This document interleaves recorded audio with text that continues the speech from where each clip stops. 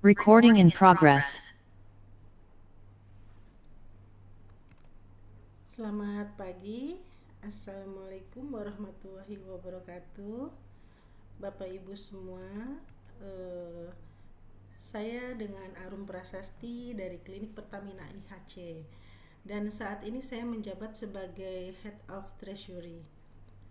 Pada kesempatan ini saya akan memaparkan refleksi mata kuliah Manajemen Fundamentals dari sesi 1 sampai sesi 14. Dengan fokus pada bagaimana teori manajemen yang dipelajari di kelas dapat diterapkan secara nyata dalam konteks organisasi, khususnya di lingkungan klinik dan layanan kesehatan. Next.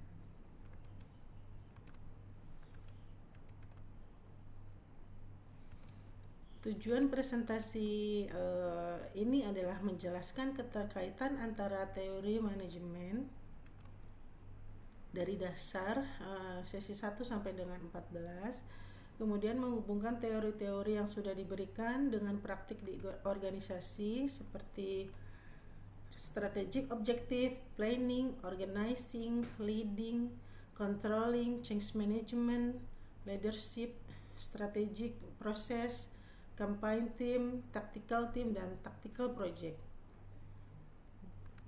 Kemudian menganalisa kondisi nyata klinik, mengusulkan inovasi manajerial yang realistis, serta implementasi di lapangan. Next.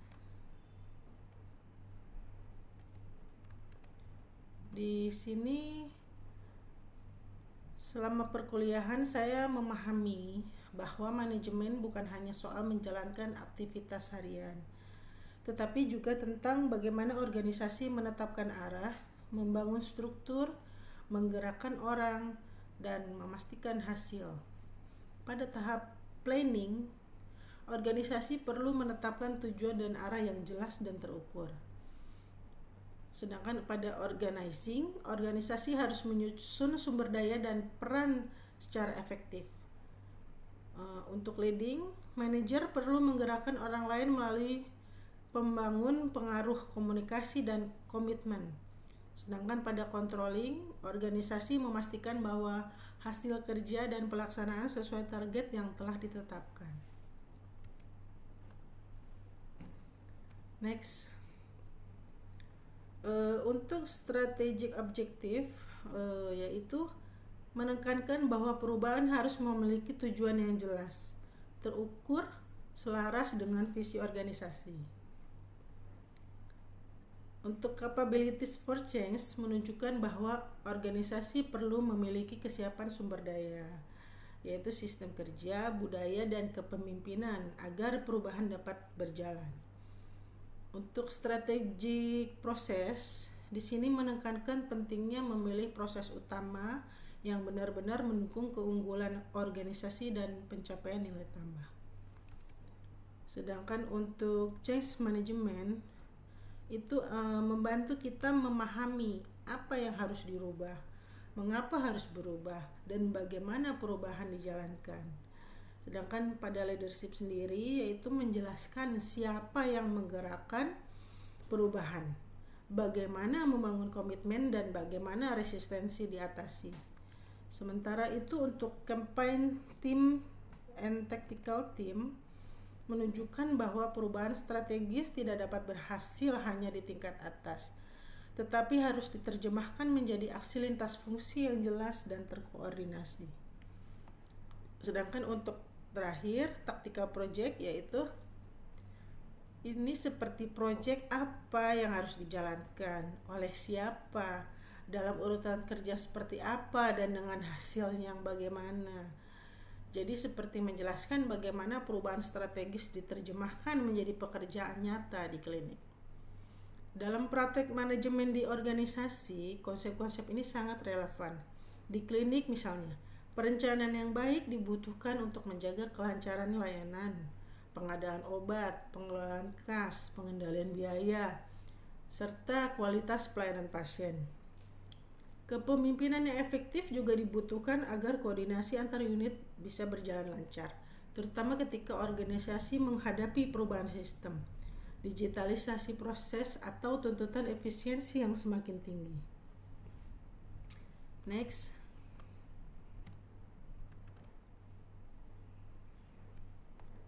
Jika dilihat dari strategi objektif, klinik memiliki tujuan untuk memberikan pelayanan kesehatan yang cepat, aman, berkualitas, dan berkelanjutan dengan outputnya, kepuasan pasien dan stakeholder. Next.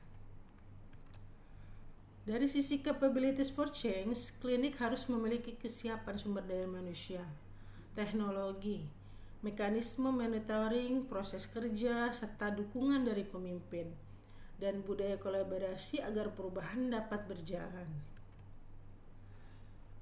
Next. Untuk strategic proses, klinik membutuhkan proses inti yang mendukung layanan pasien, pengadaan, distribusi obat, pengelolaan keuangan, serta monitoring kinerja secara konsisten. Bila materi kuliah dipetakan ke kondisi nyata di klinik, maka sesi-sesi awal itu membantu menjelaskan bagaimana organisasi menetapkan arah dan struktur kerja. Sedangkan di sesi tengah menjelaskan bagaimana perubahan dijalankan melalui middle management, campaign team, tactical project. Artinya teori yang dipelajari tidak berdiri sendiri, tetapi menjadi kerangka berpikir untuk membaca organisasi secara lebih sistematis dan objektif. Dalam konteks klinik Pertamina IHC, salah satu kekuatan organisasi adalah adanya kebutuhan yang jelas terhadap efisiensi operasional dan kualitas pelayanan. Namun tantangan yang sering muncul adalah koordinasi lintas fungsi, keterlambatan informasi, ketergantungan pada proses manual, dan belum meratanya pemahaman terhadap prioritas strategis. Karena itu pemetaan data dan proses sangat penting agar masalah bisa diidentifikasi dengan akurat sebelum menentukan solusinya. Next. Berdasarkan analisa yang ada, saya melihat beberapa tantangan utama yang perlu mendapat perhatian. Pertama adalah belum optimalnya integrasi proses lintas fungsi.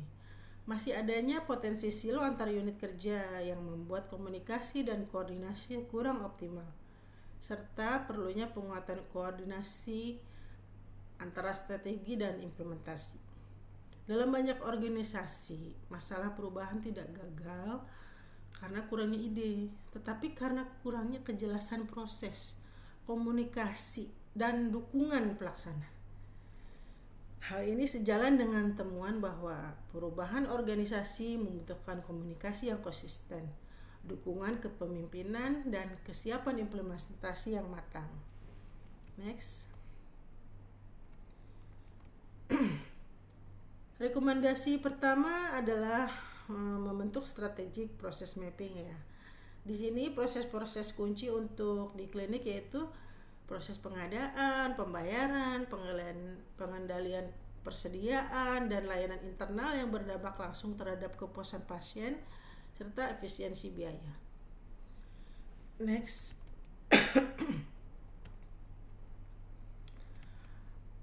Rekomendasi kedua dengan memilih high impact change area, yaitu area perubahan yang jika diperbaiki akan memberi dampak terbesar seperti percepatan proses, digitalisasi alur kerja, dan penguatan kontrol berbasis KPI.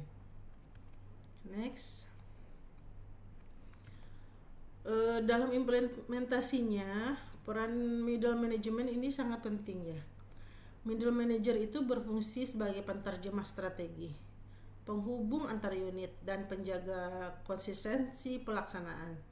Mereka tidak hanya menyampaikan keputusan eksekutif, tetapi juga mengolah masukan dari lapangan, mengantisipasi resistensi, dan memastikan bahwa inovasi sudah sesuai dengan kondisi nyata di organisasi.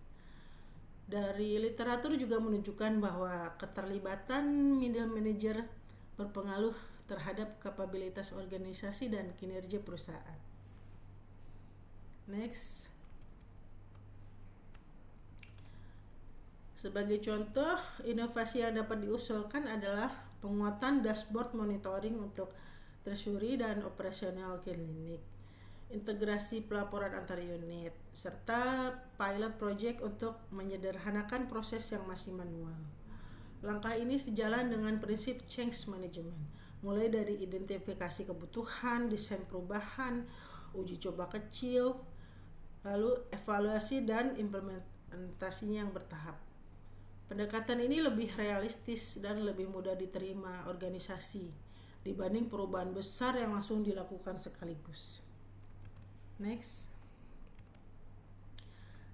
Harapan saya hasil pembelajaran ini tidak berhenti pada pemahaman teori saja, tetapi dapat diterapkan dalam organisasi melalui kolaborasi lintas fungsi, penguatan middle management, dan inovasi proses yang terukur. Next step yang paling relevan adalah memulai pilot project pada area yang berdampak tinggi, lalu mengukur hasilnya melalui KPI yang jelas agar perubahan dapat berkelanjutan.